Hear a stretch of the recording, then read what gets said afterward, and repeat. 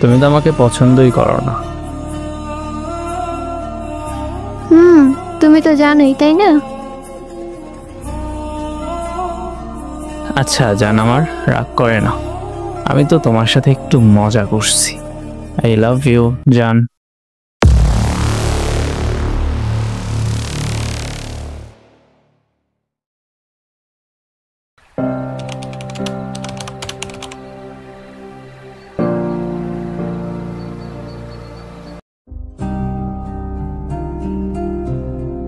এটা 2023 সালের ঘটনা। তখন আমি নবম শ্রেণীতে পড়তাম। তখন পলাশ নামের একটা ছেলে স্কুলে আমাকে সবার সামনে প্রপোজ করে। ওই মুহূর্তে আমি খুবই লজ্জা পাই, তাই ওকে কোনো উত্তর না দিয়ে আমি ক্লাসরুমে চলে যাই।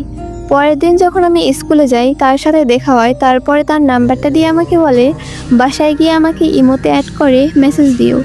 আমি ওকে খুব পছন্দ করতাম দেখে ওর নাম্বারটা নিয়ে বাসায় গিয়ে ইমোতে অ্যাড করে ওকে নক দিই। হাই,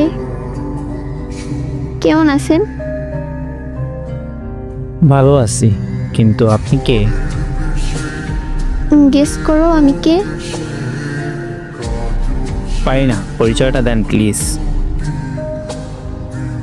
স্কুলে যে নাম্বার দিছিল আজকে, সেই আমি। ও আচ্ছা, বুঝতে পারছি। ও তাই নাকি? রাতে কথা বলবো, বাই। Okay bye. স্কুলে গেলে তাকে যেন আমি অ্যাকসেপ্ট করি, সেজন্য সে সবসময় আমার পিছন পিছন ঘুরতো। আর ও আমাকে সত্যি পছন্দ করে কিনা এটা জানার জন্য আমি ওকে রাতের বেলা SMS দিই। হাই, কেমন আছো? ভালো আছি, তুমি কেমন আছো? আমি ভালোই আছি। তোমাকে একটা কথা বলতে পারি? বলো। তুমি কি আমাকে সত্যি পছন্দ করো? কিন্তু কেন? আমাকে কি দেখে পছন্দ করছো? তোমার চোখ। আমার কাছে তোমার চোখগুলো অনেক ভালো লেগেছে। ও, তুমি আমাকে কতটা ভালোবাসো? কতটা ভালোবাসলে তুমি খুশি হবে? তুমি ভালোবাসো তুমি জানো না? তুমি তো আমাকে পছন্দই করো না।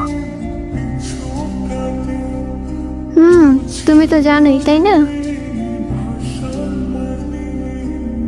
আচ্ছা জান, আমার রাগ করে না।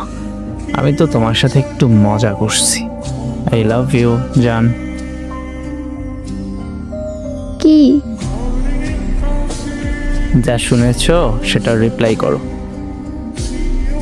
না। তোমাকে অনেক ভালোবাসি, প্লিজ অ্যাকসেপ্ট করো আমার ভালোবাসাকে।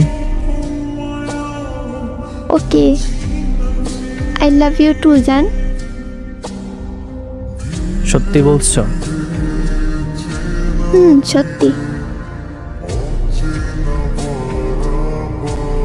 আমাদের রিলেশন শুরু হয় প্রায় 1.5 বছরের মতো। খুবই সুন্দরভাবে আমাদের রিলেশনটা চলছিল। হঠাৎ একদিন সে আমাকে কল দেওয়ার পর বলে, হাই জান, কেমন আছো? কেমন আছি সেটা তোমার না জানলেও হবে। তুমি আমাকে আর কল বা মেসেজ করবে না। কেন?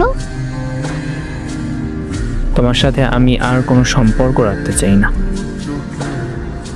প্লিজ আমাকে ছেড়ে যেও না। তুমি যা বলবা আমি তাই করব। তোমাকে আমার আর ভালো লাগে না। আমার কলেজে একটা মেয়ে আছে, আমি তাকে খুব ভালোবাসি। ওর সাথে আমি প্রেম করছি। তোর সাথে আমি আর কোনো যোগাযোগ রাখতে চাই না। তাই তুই আমার সাথে যোগাযোগ করার চেষ্টা করবি না। এটা বলে সে কল কেটে দেয়। ওকে আমি অনেক ভালোবাসতাম, যা অন্য কাউকে কখনো ভালোবাসি নাই। তারপর সে আমার সাথে এরকম প্রতারণা করে। এই জন্য আমি ওর থেকে রিভেঞ্জ নেওয়ার জন্য ওকে মেসেজ দেই। কেমন আছো? ভালো। তোমাকে কিছু কথা বলতে চাই। কি কথা বলো? তোর কাছে মনে হতে পারে তোকে আমি খুব ভালোবাসতাম। আরে, তোরে যদি আমি সত্যি ভালোবাসতাম, তুই যে ব্রেকআপ করছস, তোকে ছাড়া থাকতে পারতাম না।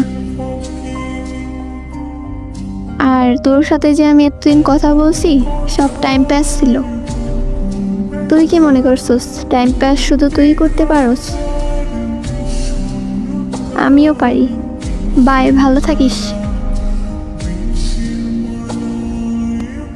এগুলো বলে আমি সারা জীবনের জন্য ওর সাথে ব্রেকআপ করে ফেলি। সবশেষে সকল ভাই ও বোনেদেরকে একটাই কথা বলবো, যারা এরকম প্রতারণা করে তাদের জন্য কখনো মন খারাপ করবেন না। কান্না তো দূরের কথা, যদি সম্পর্ক অনেক গভীর হওয়ার পরেও ছেড়ে দেয়, তারপরও মন খারাপ করবেন না। এমনভাবে নিজেকে তৈরি করবেন যাতে অন্যরা দেখে আফসোস করে। আর সবাই আমার জন্য দোয়া করবেন।